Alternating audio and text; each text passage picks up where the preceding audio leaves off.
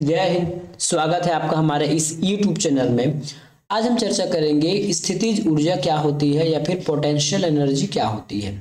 इसके पहले हमने ऊर्जा के बारे में कंप्लीट चर्चा कर लिया है इसके जस्ट पिछले वाले वीडियो में।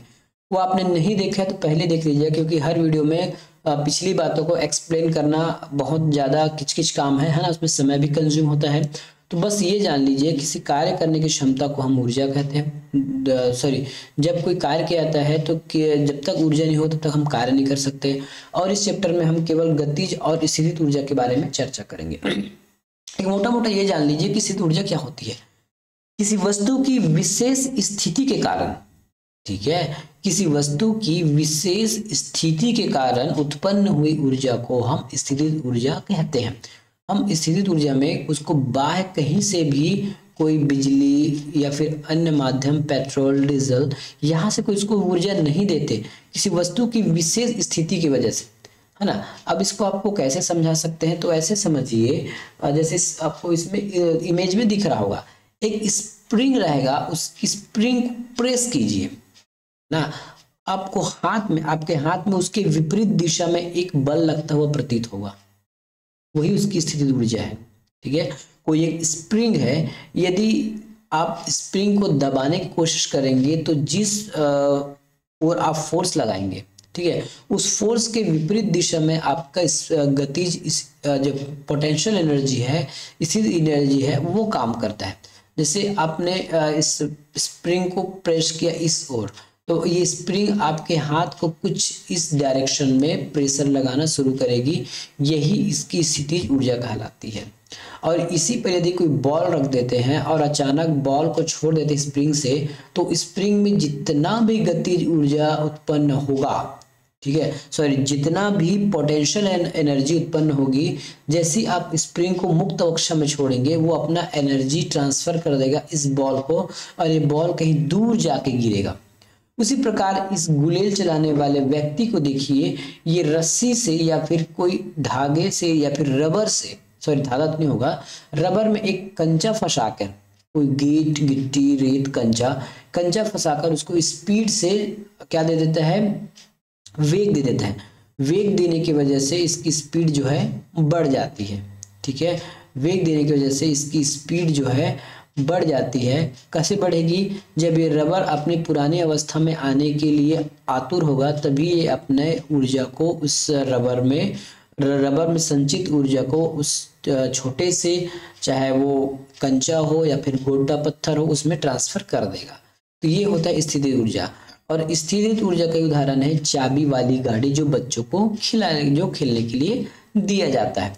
अब कुछ स्थितिज ऊर्जा के उदाहरण है, पढ़ना चाहे तो पढ़ लीजिए। ऊंचाई या खिंचाव के कारण, अर्थात अपनी स्थिति के कारण कार्य करने की क्षमता को हम स्थितिज ऊर्जा कहते हैं। फॉर एग्जाम्पल, बांध, खींचा हुआ धनुष, और इस प्रकार का कुछ, जैसे पेड़ पर बंदर बैठा है, छत पर है, छत की टंकी पर बैठा हुआ है, रुकी हुई गाड़ी है, रबर है, घड़ी की चाबी है, ये सब हमारे स्थितिज ऊर्जा के उदाहरण है। तो इसका एक इक्वेशन क्या है? P बराबर mgh। क्या चीज है? P बराबर mgh। अब इस पर थोड़ा सा चर्चा कर लेते हैं। जो ये स्थितिज ऊर्जा है, पोटेंशियल एनर्जी है, आपके किसी वस्तु के द्रव्यमान पर सीधा असर डालती है। मतलब यदि द्रव्यमान बढ़ा तो स्थितिज ऊर्जा बढ़ जाएगी। ठीक है, द्रव्यमान बढ़ा तो स्थितिज ऊर्जा बढ़ जाएगी। और ये जी है, जी का वैल्यू तो चेंज होता नहीं है, तो ये कांस्टेंट रहेगा। ठीक है, ये जी की वैल्यू बढ़ती नहीं है, ये कांस्टेंट रहेगी। रही बात एच, एच का मतलब होता है हाइट। यदि आप पृथ्वी के सतह से जितना ज्यादा दूर किसी चीज को लेते जाएंगे, उसमें स्थितिज ऊर्जा उतना ही बढ़ जाएगा। जैसे पहले हमने एग्जाम्पल देखा था, अब हाइट के परिप्रेक्ष्य में एग्जाम्पल देखते हैं। ठीक है, हाइट के परिप्रेक्ष्य में एक एग्जाम्पल हम इसमें देखने की कोशिश करते हैं। जैसे ये एक रेत है ना, ये नीचे मैं रेत बना देता हूँ, ये रेत है। ठीक है, अब एक मैं लोहे या फिर एक ईंट लेता हूँ, ईंट जो हमारे घर में रहता है, ये प्रकार का ये ईंट है। ठीक है, इस ईंट को क्या कर सकते हैं आप, 1 मीटर की दूरी से गिराइए। ठीक है, जैसे ही ये ईंट 1 मीटर दूरी पे से गिरेगा, तो यहाँ पर कुछ गड्ढा बनाकर थोड़ा सा रेत पे धंस जाएगा। ठीक है, थोड़ा सा धंसेगा। अब इसी ईंट को ठीक है, या फिर इस ईंट को थोड़ा और दूरी पर ले जाते हैं, तो अब 2 मीटर की दूरी से फेंकते हैं। अब 2 मीटर की दूरी से जैसे ही आप इसको गिराओगे, हो सकता है ये ईंट थोड़ा से नीचे और धंस जाए, पहले की अपेक्षा और धंस जाए। कभी कभी होता है ना, जो भारी चीजें होती है या फिर जो ज्यादा हाइट पर चीजें है, नीचे गिरने पर वो उतना ही नुकसान कर सकती है। ठीक है, उसी प्रकार ये तो हमने हाइट पर देख लिया कि आप जितना ज्यादा हाइट बढ़ाते जाओगे उसकी एनर्जी बढ़ती जाएगी। साथ में आप जितना ज्यादा मास उपयोग करोगे, ठीक है, जितना ज्यादा उसकी वजनदार चीजें उपयोग करोगे, ठीक है, वजनदार उपयोग चीज करोगे तो उसकी ऊर्जा और बढ़ जाएगी। यदि हमने यहाँ एक ईंट का उदाहरण लिया और यदि इसी को यदि मैं प्लास्टिक में बना दूं कि प्लास्टिक का कोई चीज है, प्लास्टिक का ईंट है, ये गिरेगा तो जितना गड्ढा जो ईंट किया था उतना प्लास्टिक का ईंट से रेत पर गिरने पर गड्ढे के निशान हमको देखने को नहीं मिलेगा, क्योंकि इसकी जो भार है वो कम है, इसकी वजन कम है। ठीक है, अब क्या हो सकता है, आपको कभी कभी पूछ देगा कि पोटेंशियल जो एनर्जी है वास्तविक में ज्यादा मेन रोल प्ले कौन करता है, तो ये एच करता है, हाइट। देखिए, किसी भी वस्तु की हाइट को हम 0 कर सकते हैं उसको पृथ्वी की सतह पर रखकर। यदि कोई चीज अपनी पृथ्वी की सतह पर, गड्ढे पर ना हो, पृथ्वी की सतह पर अगर रखी हुई है तो उसकी जो पोटेंशियल एनर्जी है वो 0 है, क्योंकि यदि हाइट 0 है मतलब जैसी 0 मिला तो जी और एम को पूरा निपटा के कर देगा 0।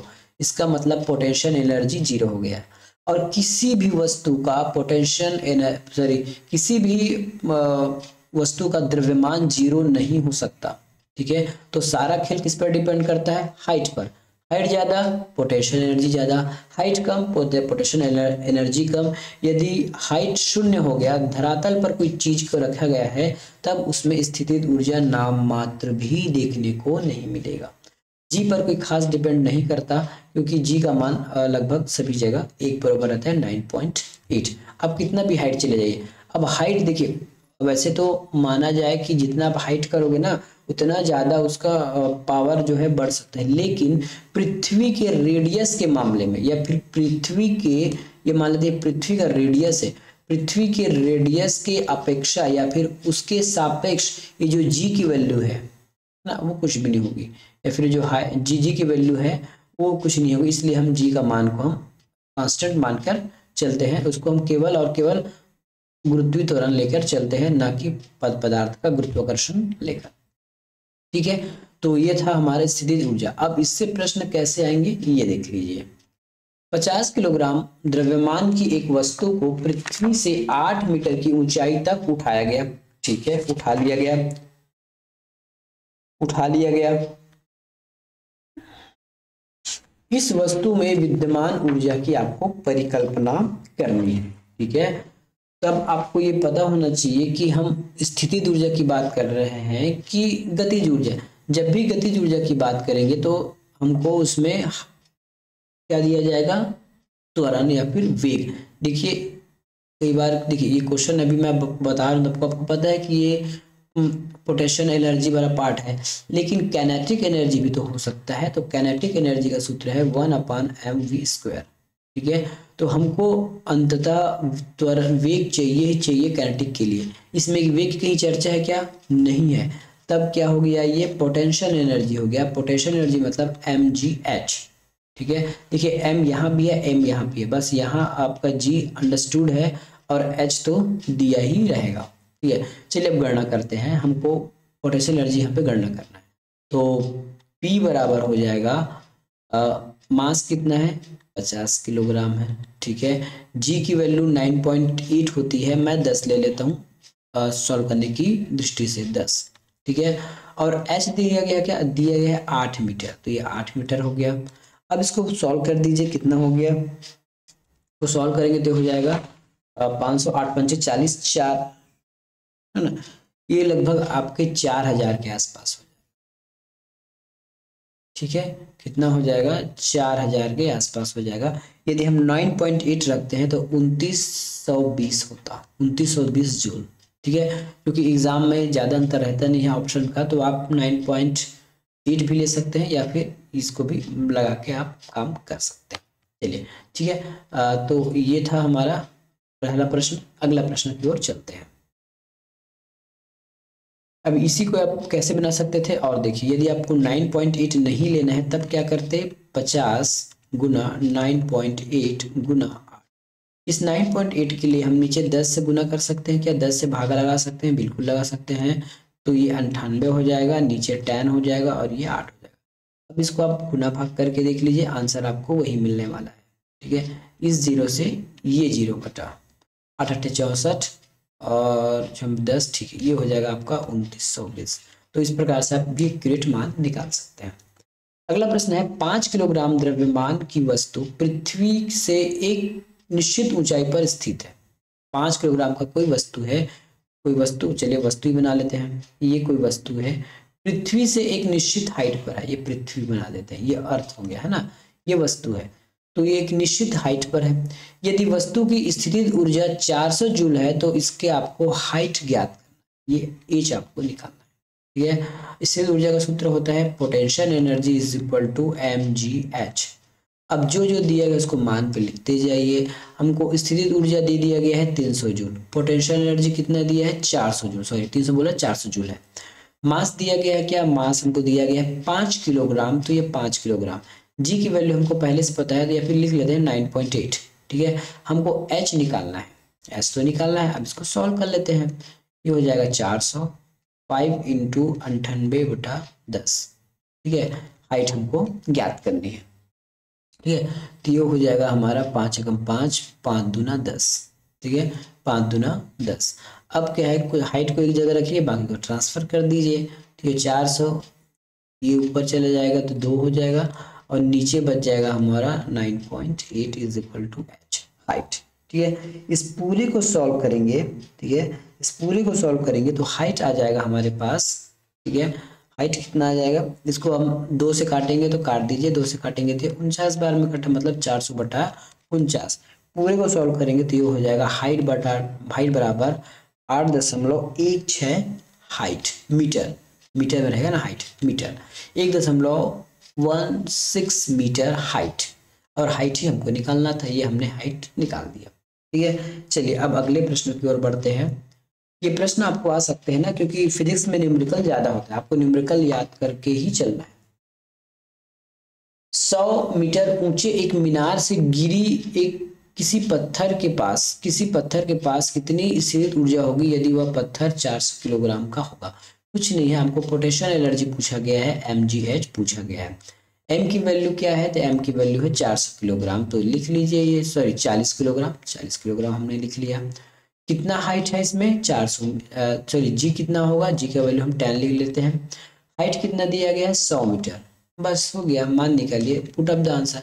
कितना जीरो, 1 2 3 4, 4 जीरो 1 2 3 और 4, 4 एकम 4, 4 एकम 4, इकाई दही सैकड़ा, हजार, 10,000, 40,000 जूल उसमें ऊर्जा उत्पन्न होगी, ये आंसर है। 75 किलोग्राम का एक व्यक्ति 31 मीटर ऊंचे कुतुब मीनार पर चढ़ता है, इसकी स्थितिज ऊर्जा क्या होगी। अब अब व्यक्ति की स्थितिज ऊर्जा आप कैसे बताओगे, यदि वो व्यक्ति स्वतंत्र रूप से कुतुब मीनार से नीचे गिर गया तब उसके नीचे आने में कितना ऊर्जा निहित है, या फिर नीचे यदि आता है या फिर उसके नीचे कोई चपका जाता है, कोई चीजें आ जाती है तो कितना नुकसान होगा, वही उसकी स्थितिज ऊर्जा कहलाएगी। ठीक है, केवल जाके चढ़ गया तो ये बोल दिया कि मेरे ऊपर बहुत एनर्जी है, मेरे ऊपर, तो उससे नहीं। यदि आप मुक्त अवस्था में नीचे गिर जाते हैं, मुक्त अवस्था में नीचे गिर जाते हैं पृथ्वी की ओर, तब वो स्थितिज ऊर्जा के बारे में गणना की जाएगी। चलिए हमको क्या निकालना है, स्थितिज ऊर्जा। स्थितिज ऊर्जा का सूत्र है पोटेंशियल एनर्जी mgh। ठीक है, m की वैल्यू है 75 किलोग्राम। ठीक है, g की वैल्यू हम 10 मान के चलते हैं, और 71 मीटर तो हाइट को दिया ही है। इतने को पूरा सॉल्व कर लीजिए, इतने को सॉल्व करेंगे तो हमारा आंसर तैयार है।